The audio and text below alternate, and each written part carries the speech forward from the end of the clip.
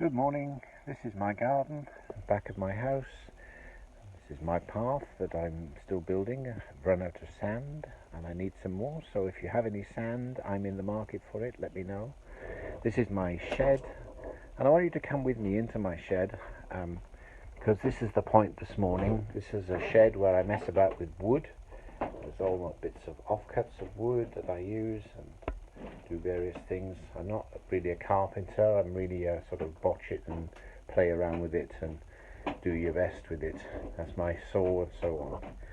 Now I'm going to turn the camera around so you can see who's talking to you. Here we are. Straight.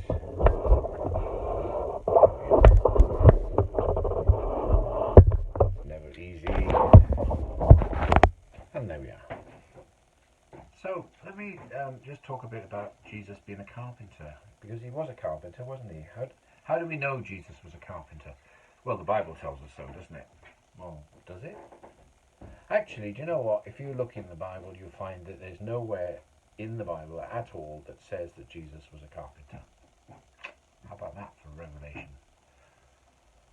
What it does say is that Jesus' father, Joseph, was a carpenter. How many times, or where does it tell us that? You have to look in Matthew 13, verse 53. And the story here is that Jesus had started his ministry around about the age of 30.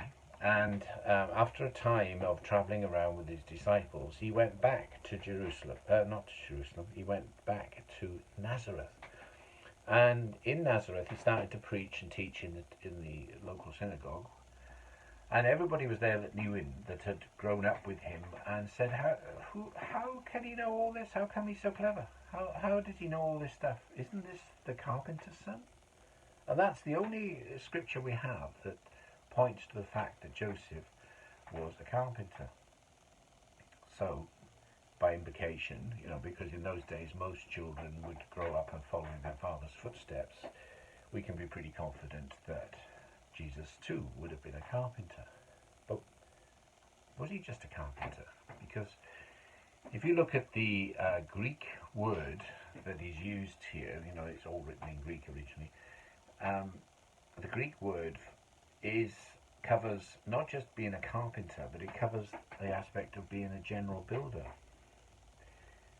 It uses the word that covers carpentry, and could also cover stonework and masonry work and general building, a sort of handyman. Now that's supported by some other circumstantial evidence that Nazareth itself at that time was a tiny village. It only covered about 10 acres. They've done all these excavations to sort of establish all this. It had a population of between 200 to 400 maximum, and 10 acres. That's about the size of 6 supermarket car parks, something like that, the typical one. And so Nazareth being a poor place, it was quite rough apparently, mostly poor people living there. How could a carpenter make a living in such a small community? And the answer, of course, is that he didn't just get his work in Nazareth. He would have travelled out and about and gone from village to village probably. There's a place near Nazareth called Sapphira, something like that. You can look it up.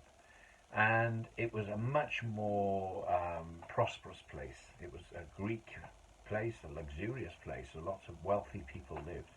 And it was in a sort of walking distance of Nazareth. So it's quite feasible to think that Joseph, initially on his own, and then as Jesus began to work with him as his apprentice, might have travelled to Sapphira and to other places around about to get more work. And he would have done jobs, not just carpentry, but he might have done building work, masonry work and that sort of thing. So there you have it.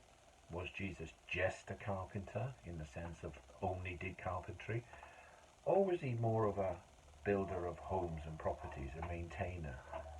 And isn't that sort of reflective of the fact that we know him as the Messiah, part of the God that created the whole universe, that created the earth, that not only built it but sustains it and keeps it going.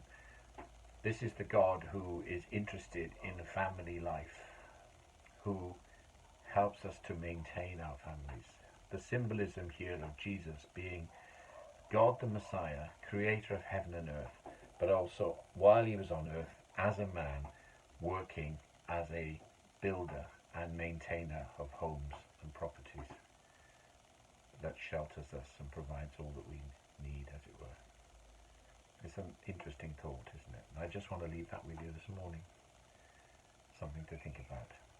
Have a great day, keep safe, and God bless you.